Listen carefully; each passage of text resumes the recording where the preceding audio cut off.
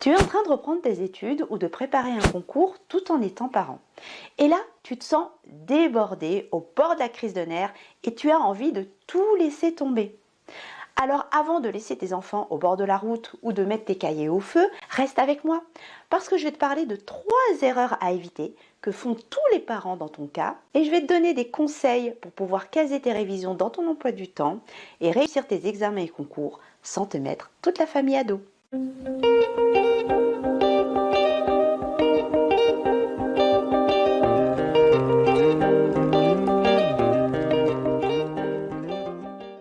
Bienvenue sur le blog Learneuse, je m'appelle Johanna, je suis ta coach en apprentissage et tu es ici pour bouger ton cerveau et développer tes neurones. La première erreur que tu fais, c'est de ne pas avoir ton espace de travail. Peut-être que tu révises dans la cuisine, entre le gratin qui crame et la vaisselle, ou alors dans ton salon, c'est l'endroit idéal pour être dérangé par tous les membres de la famille. J'ai encore mieux, des fois tu te cales dans ton canapé et tu finis par faire une sieste. Et pourquoi pas réviser dans la baignoire pendant que tu y es? C'est un endroit super calme. Ne pas prendre le temps d'aménager un espace de travail pour tes révisions, c'est la meilleure façon de te saboter. Réviser, étudier, c'est un vrai job. Toi, ton projet, vous méritez d'avoir un espace de travail bien à vous.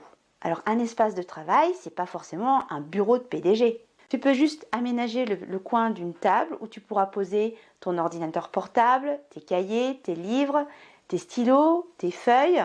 Et ce qui est très important, c'est de sanctuariser cet endroit. Ça veut dire que tu vas dire à ton conjoint et à tes enfants de ne rien poser ni jeter sur ce coin de table. Et s'ils le font, tu mords. Sur cet espace de travail, tu peux y rajouter des photos et des images qui te motivent ou alors des citations. Ce sera l'endroit où tu te poseras au calme pour travailler. Et si vraiment il y a beaucoup de bruit autour de toi, tu peux investir dans un casque anti-bruit pour créer ta bulle. La deuxième erreur que tu fais, c'est de ne pas caler de plage horaire sur ton agenda pour tes révisions. Et pour que tu prennes conscience que c'est une grave erreur, on va parler de la matrice d'Eisenhower. La matrice d'Eisenhower est une matrice de décision destinée à organiser toutes tes tâches selon leur importance et leur urgence. On distingue 4 catégories de tâches. Alors tu as d'abord le urgent et l'important.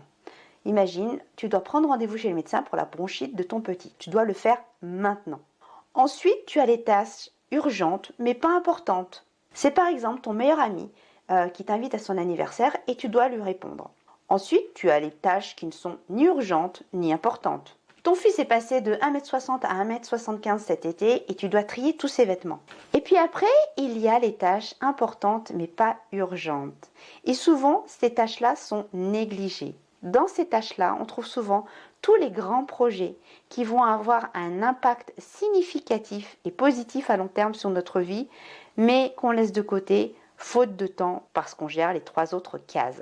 Et du coup, on ne progresse pas. Et décrocher un concours, décrocher un nouveau diplôme dans le cadre d'une reconversion, ça en fait partie. Et nous avons souvent tendance à remettre à plus tard tous ces projets qui comptent dans notre vie. Et si on ne s'en occupe pas, on se retrouve l'année d'après avec toujours les mêmes problèmes, les mêmes difficultés, les mêmes frustrations liées au fait qu'on n'avance pas dans sa vie professionnelle et dans sa vie de cours. Alors qu'est-ce que tu dois faire pour caler ces révisions qui sont de l'ordre de l'important et du pas urgent?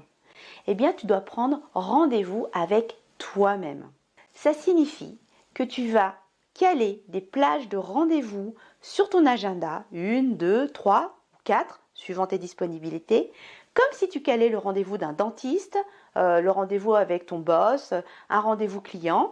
Tu vas dire, bah là, je prends rendez-vous avec moi-même pour réviser, pour travailler, pour mémoriser ces cours qui sont si importants pour mes examens et mes concours. Parce qu'avoir ce concours pour toi ou décrocher ce diplôme ou cette certification, je suppose que c'est la promesse pour toi d'avoir un job plus épanouissant, d'un job avec un salaire plus élevé et donc une vie beaucoup plus confortable. Troisième erreur que tu as peut-être faite, c'est de ne pas avoir expliqué l'importance de ton projet à ta famille. Quand je dis ta famille, c'est ton conjoint, tes enfants, tes parents, etc. Si tu ne leur expliques pas très clairement ce que tu fais, pourquoi tu révises, quel diplôme tu prépares, pourquoi c'est important, à quoi ça va t'amener comme métier, eh ben ça va être difficile pour ta famille déjà de te soutenir. Et puis ça va être difficile pour eux de comprendre pourquoi tu t'énerves quand tu es sur tes cours. En expliquant les choses, tu pourras plus facilement demander du soutien à ta famille et déléguer par exemple la garde des enfants pendant 1 ou 2 heures. Et tu pourras aussi plus facilement demander à tes enfants de prendre en charge quelques tâches ménagères s'ils sont en âge de le faire, et ils le feront avec grand plaisir. Communiquer autour de tes examens et de tes concours, c'est aussi fixer des règles et des limites. Par exemple, quand tu te mets à tes révisions, tu peux dire que tu ne seras pas disponible pendant 1 heure pour répondre à des questions. Tu peux mettre un minuteur pour donner des repères à tes enfants. Ou alors, tu peux proposer à tes enfants de faire les devoirs en même temps que toi, tu fais tes propres devoirs. Et s'ils sont assez grands, ils pourront même participer pour t'aider à réviser tes cours. Je récapitule.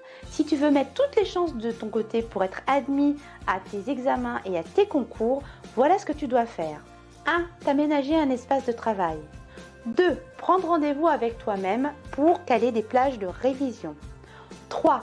Communiquer auprès de toute ta famille sur l'importance de ton projet, ce qui leur permettra de t'apporter du soutien et en tout cas de comprendre que tu as besoin de calme quand tu travailles. Et si malgré toutes ces astuces, tu as du mal à te mettre au travail et à organiser tes révisions, alors peut-être que tu as un blocage et que cela peut être utile d'être accompagné par un coach en apprentissage. En attendant, pour plus de conseils, télécharge tes bonus sur le blog Learneuse, là en dessous dans le descriptif. Et surtout, abonne-toi pour être informé des prochaines vidéos. Je te prépare une petite vidéo où je t'explique 3 super techniques pour réviser quand on est parent.